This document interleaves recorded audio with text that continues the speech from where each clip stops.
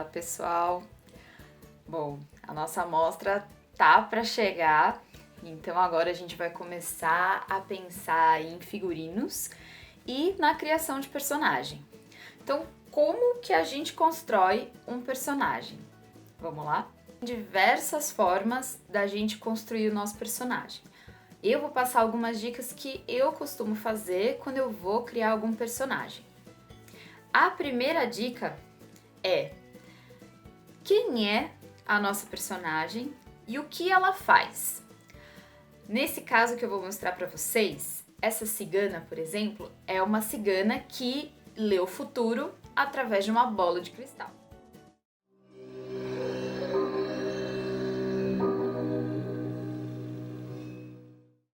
A partir daí, eu fui buscando elementos que compõem essa personagem a partir do que ela faz. Então, como ela é uma cigana, eu busquei colocar moedas, né? Ela é uma pessoa que gosta muito de ouro, de pedras valiosas, então eu coloquei coisas vinculadas com ouro, né? Fiz uns ouros de mentira aí, umas pedras preciosas de mentira. Coloquei nela um lenço na cabeça e busquei roupas que eu já tinha em casa, mas que ao mesmo tempo combinassem com ela e com o personagem que eu estava criando e que me permitissem a mobilidade para eu trabalhar com a bola de cristal, que no circo é uma técnica que a gente chama de contato. Então eu precisava ter essa mobilidade de braços para conseguir fazer ela, e por isso a roupa tinha muito a ver com essa mobilidade também. Ah, mas eu tô perdida, não sei como faz isso. Como que eu vou saber o que essa personagem faz, qual que é a vida cotidiana, o que ela deixa de fazer, o que ela gosta, o que ela não gosta, o que ela faz, o que ela não faz? Calma. Pra quem tem muita dúvida de como começar a buscar esses personagens, a gente tem uma ferramenta que todo mundo praticamente hoje em dia usa, que é o Google. A gente pode procurar, por exemplo, nesse caso, a gente procura como cigana ou vidente e já vão aparecer várias pessoas, várias roupas, várias personagens, né, que fazem, que tem essa temática de cigana e de vidente, e isso já vai ajudar muito a inspirar a gente, a como a gente vai trazendo elementos aí para nossa personagem. Outro site que é muito legal, que eu gosto muito de usar, é o Pinterest. Não sei quem conhece, algumas pessoas já devem até usar. O Pinterest, ele tem várias ideias, então eu tiro bastante coisa de lá.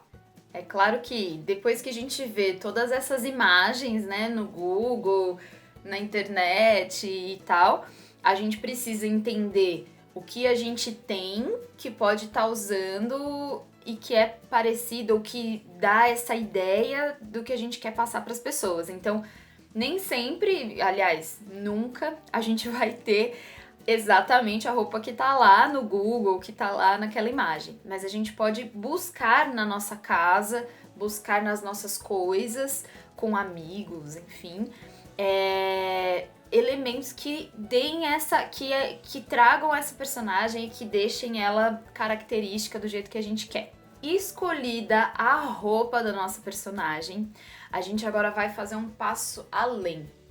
A gente vai tentar dar aquele brilho, sabe? Aquele tchan pra personagem, que geralmente isso a gente pode ver em várias personagens que a gente vê na TV, no cinema, nos teatros, né? Que muitas vezes trazer elementos corporais para essa personagem. Então, por exemplo, no caso da vidente, eu queria que ela fosse uma mulher misteriosa, então eu trabalhei bastante os olhos, ela olhando para os lugares e olhava para o público. E eu queria que esse mistério, que às vezes ela sondasse as pessoas, então ela às vezes dá esse molejo de ombros, né, também, como se ela estivesse sondando a pessoa, como se ela estivesse analisando não só o futuro daquela pessoa, mas realmente a pessoa que estava na frente dela. Então, ela é um pouco assim. E aí a gente vai para um universo infinito de possibilidades, né? Cada pessoa tem um corpo e e movimentação únicos, então isso é muito bacana. A gente pode ver, por exemplo, algumas construções de personagens muito legais no Charlie Chaplin, que tem um jeito totalmente diferente de andar, que hoje, se alguém anda parecido com ele, todo mundo lembra que é o Charlie Chaplin, né? E também tem algumas coisas mais sutis que a gente pode trazer, como, por exemplo, nesse depoimento do Lázaro Ramos, que ele fala um pouco sobre como ele construiu o personagem dele.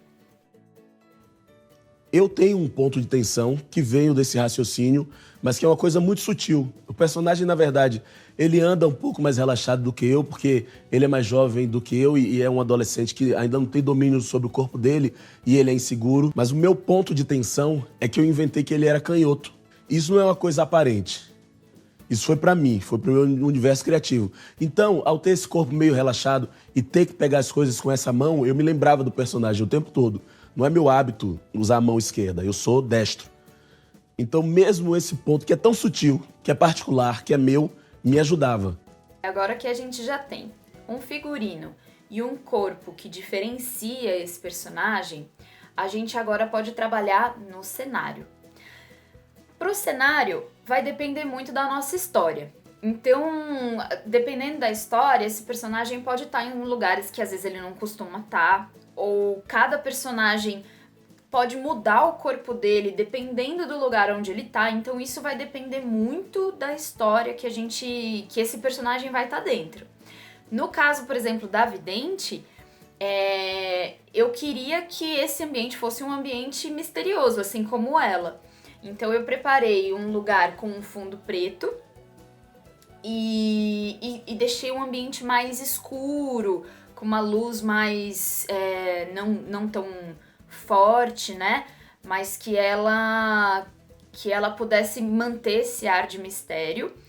E além disso, coloquei lá na mesinha dela. Geralmente, quando as pessoas que leem cartas e leem futuro, elas estão lá na mesa delas, elas têm um tarô, então eu coloquei um tarô, coloquei vela, coloquei umas pedras preciosas, né, do ladinho ali.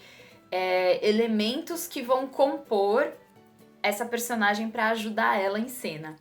É importante a gente saber também que se a gente colocar um fundo cheio de coisa, cheio de informação, provavelmente a gente vai ficar um pouquinho diminuído, né, perto desse cenário. O cenário talvez chame muita atenção.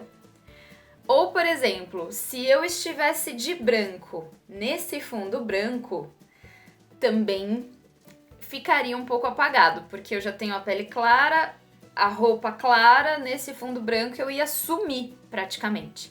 Então isso é uma coisa que a gente pode usar ao nosso favor, e isso vai depender muito do que a gente está criando em cena. Então, às vezes, por exemplo, quando a gente vai falar de manipulação de bonecos, é interessante que a gente não apareça, porque o foco é do boneco. Então, muito legal a gente usar uma roupa mais neutra que combine com o nosso fundo. Agora, se a gente quer aparecer, se a gente precisa aparecer em cena, é legal que a gente esteja bem diferente do nosso fundo, tá? E acho que é um pouco isso. Eu espero que essas dicas tenham e tomara que elas ajudem muito vocês aí a preparar os personagens de vocês. No nosso caso, o cenário ele tá muito simples, a gente vai usar o próprio cenário da casa de vocês mesmos, da rua, então não é um cenário complicado. O que a gente precisa mais pensar vai ser nessa questão do figurino e se o nosso personagem tem alguma coisinha diferente. E aí pode ser qualquer coisa, pode ser um ombrinho mais caído, pode ser um ombrinho mais pra cima, enfim, vai depender muito de como vocês querem esse personagem, tá bom? Bom, eu tô sempre no WhatsApp, quem quiser me mandar mensagem, tô disponível e a gente vai conversando. E é isso, uns ótimos dias aí pra vocês, a gente se vê ainda essa semana. Tchau, tchau!